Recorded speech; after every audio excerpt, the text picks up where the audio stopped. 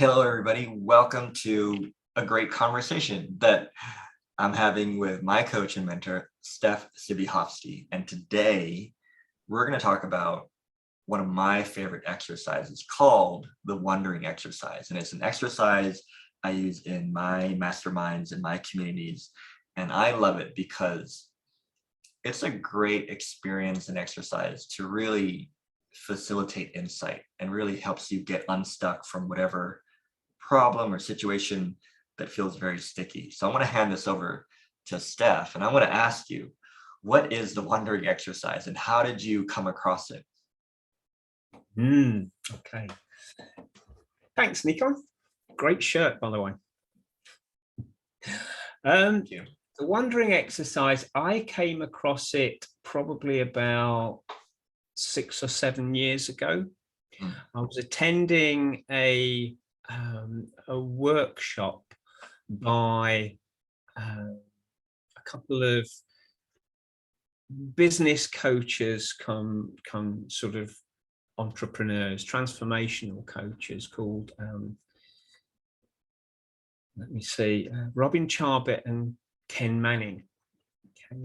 They have a company called Insight Principles. So they are specifically working with businesses and large corporations.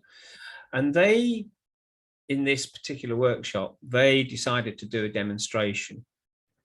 And there were probably, I don't know, probably 30 coaches in the room, I guess.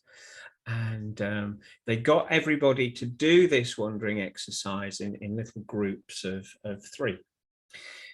And basically there was one person that in the group that had to come up with an issue, and then there were another couple of people that had to not solve the issue, but they had to wonder. They had to give their mind free rein and just allow whatever came in to come in, and then just to say, I wonder if, I wonder about, I wonder what, without trying to solve the issue, just allowing themselves to talk about whatever came into their mind. Without trying to solve it. So without like, you should do this, without trying to advice give, right? And just kind of share what came to mind.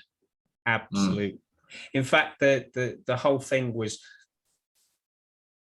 on no account are you allowed to solve the problem.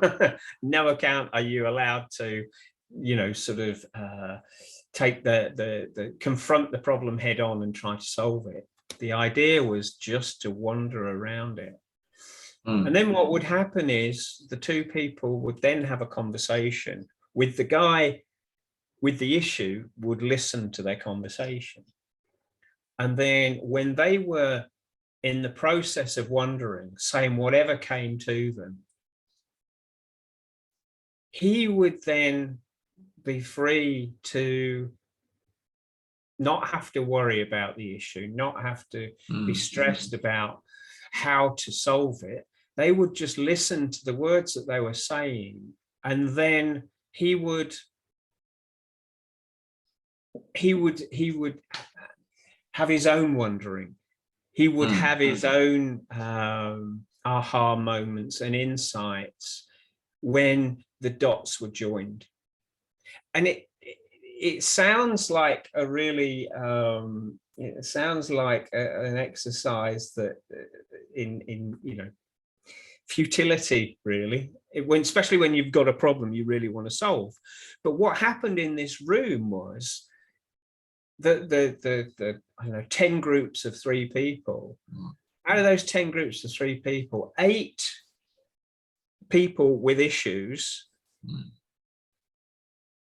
found they had some incredibly deep insights, transformative insights about stuff in their life that they'd been trying to figure out for years. With one guy who's been working on something for like 30 years. 30 years. Wow. 30 years. And at the end of this process, he was amazed at the shift that he'd had, and how he began to see what new thinking could do for this intractable issue that he had. So yeah, it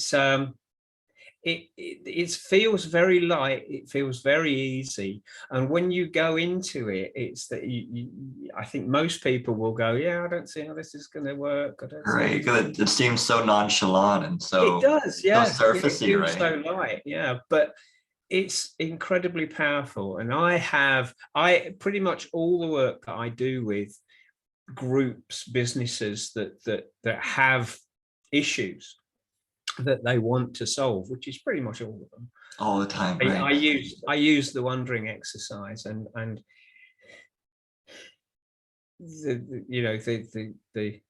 the problems that have been solved, the innovation and Mm. the fresh thinking that has come out of it has been really successful. It's the one thing for me that these businesses really respect, and they really helps them. It's not just an internal thing. It has real life impact on the business as it is. So, yeah.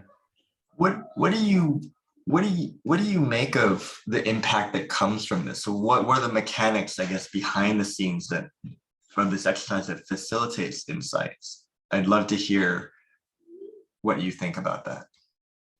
Okay. I think that what happens is, as human beings, we get locked into our habitual way of seeing things. I think what happens is, when things look really, really important, when it feels like we need to fix something to survive, then our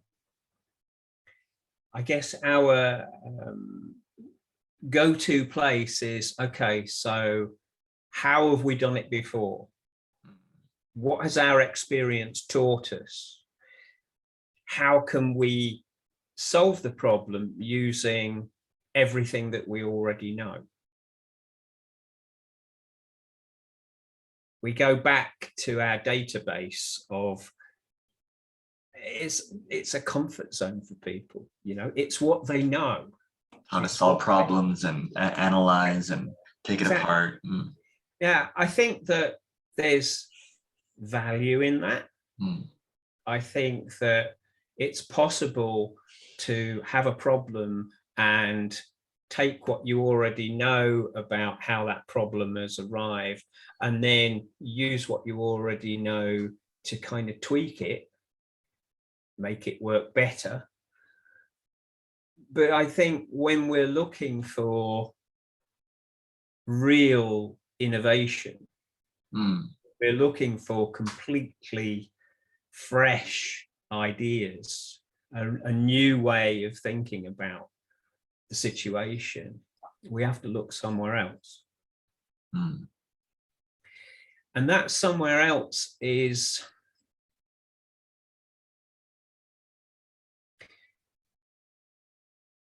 what we haven't tried before. Right. So we have an innate capacity. We have an inbuilt capacity for incredible creativity, incredible ways of resolving and solving problems. And most of the time, I would say, especially with the businesses I've worked with, we don't have a way to access that innate capacity. And that, from what the understanding that we talk about, that innate capacity comes from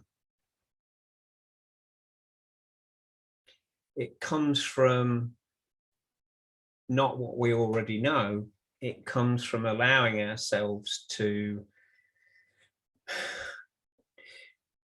to reflect and to wonder in a place of freedom from what we already know. It's allowing ourselves, our minds, to wander and to get curious and ask different questions. So with the wondering exercise, what I love about it is we're not actually asking to solve the problem in that conversation, which would be going back to the database. You know, we're looking at what we've already done. We'd be like getting panicky about it. We need to solve this problem. What we're doing is we're saying, okay, we have a blank canvas. Use that capacity that we have just to look in the direction of what we don't know and wonder. So I'll give you an example. I was working with an engineering company in Florida. They had 60 employees, and some of them were engineers and some of them were on the production side. And they had a problem where, I'm going to try and make this short, they had a product that was outdated.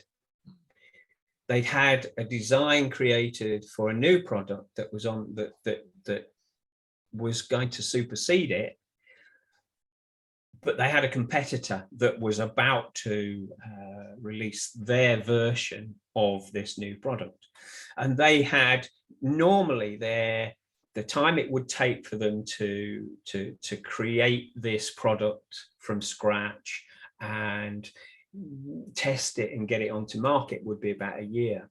They knew they didn't have that time. So through the process of through the wondering exercise, some of the people were saying, they were saying, so why does it, I wonder if it could be a different shape.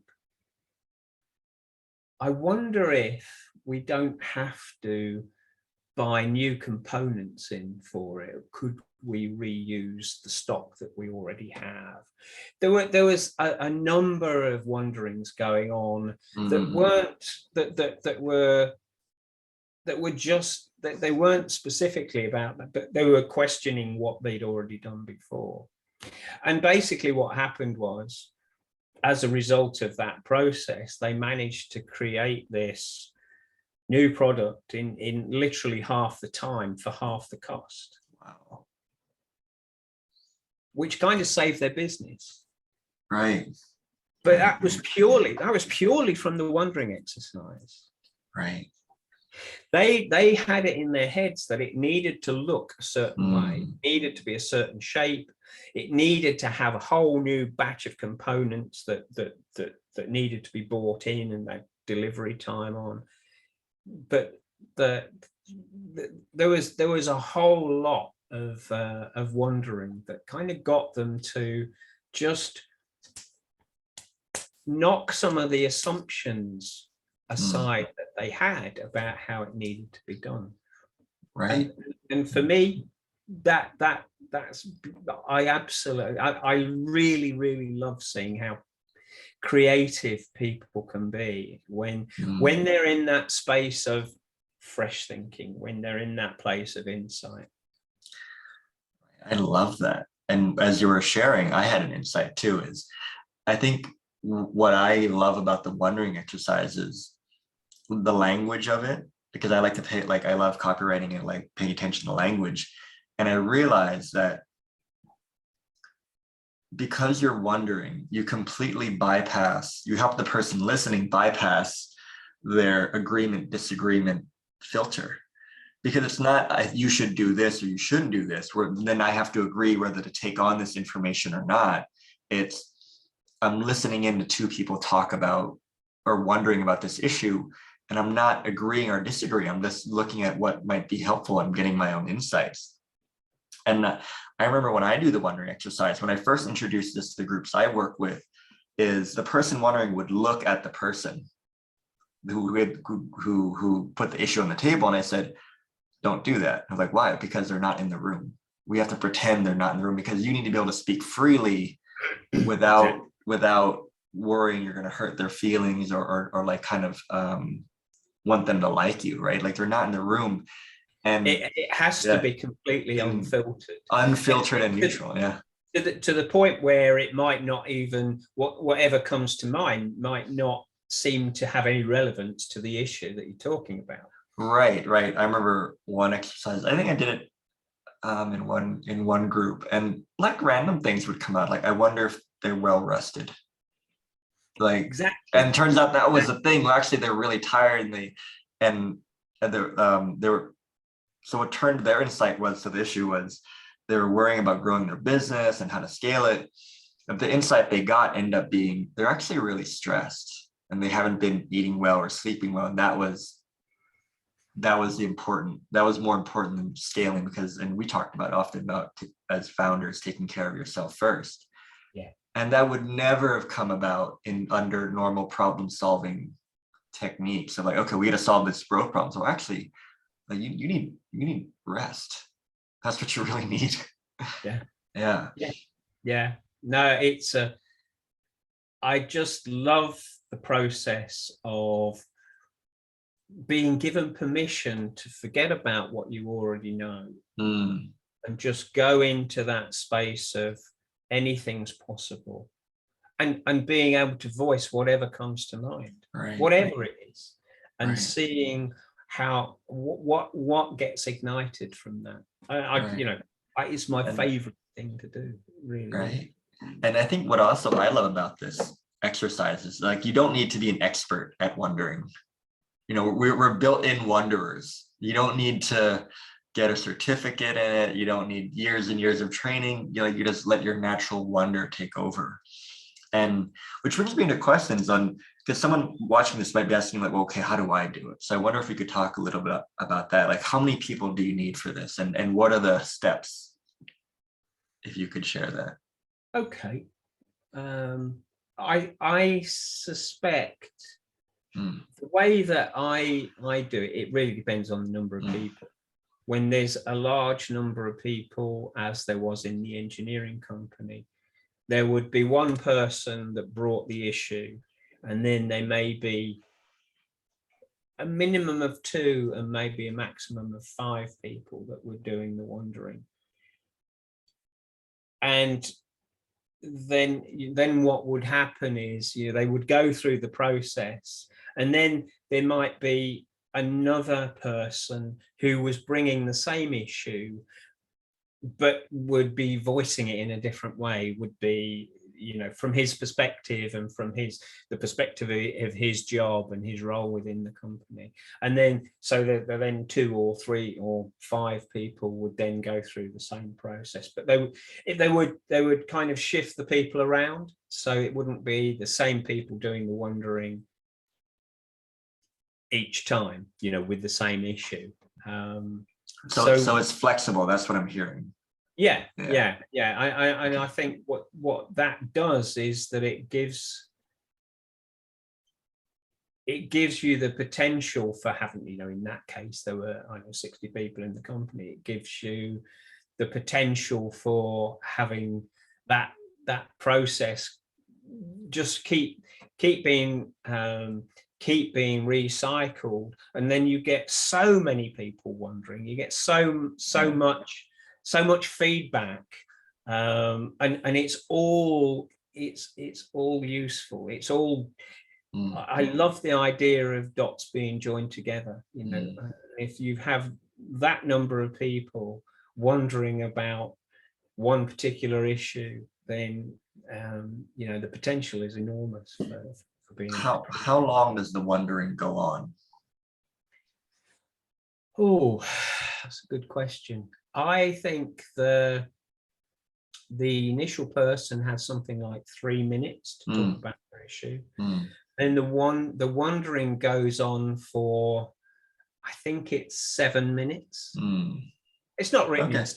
I think it's not like 7 minutes on the dot. Anything past 7 minutes is shit. No. I think this is it's a feeling, or more of a felt sense of like, okay, I think we're good. right. Yeah. Yeah. And I And mean, and then, however long you need to unpack it is until sort right. of.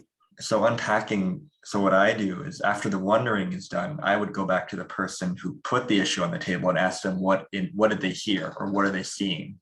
Exactly. And That's the just let them the unpacking, right? The unpacking. Yeah.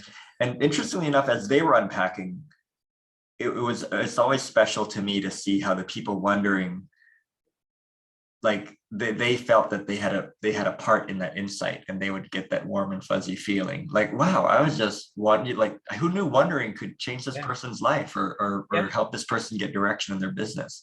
I really love Yeah. when people say, oh, I wonder about this. It's like you were saying, Yeah. I wonder about, whether Like you some random thing. Yeah.